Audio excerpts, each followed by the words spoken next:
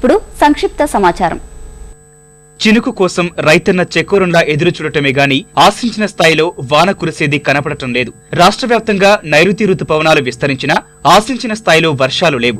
ఒడిషా నుంచి దక్షిణ తమిళనాడు వరకు కోస్తాంధ్ర మీదుగా ఏర్పడిన అల్పపీడన ద్రోణి బలహీనంగా ఉండటంతో వర్షాలు వెనకడుగు వేస్తున్నట్లు నిపుణులు అంచనా వేస్తున్నారు. వానలు కురవకపోవడంతో పలు ప్రాంతాల్లో ఎండలు మండుతున్నాయి. చాలా ప్రాంతాల్లో గరిష్ట ఉష్ణోగ్రతలు నమోదవుతున్నాయి. అరకుర జల్లులకే విత్తనం వేసిన రైతులు వాడుతున్న మొలకలను చూసి బెంబేలెత్తుండగా అసలు విత్తనం వేయని రైతులు సీజన్ ఆలస్యమైపోతుందని ఆవేదన చెందుతున్నారు.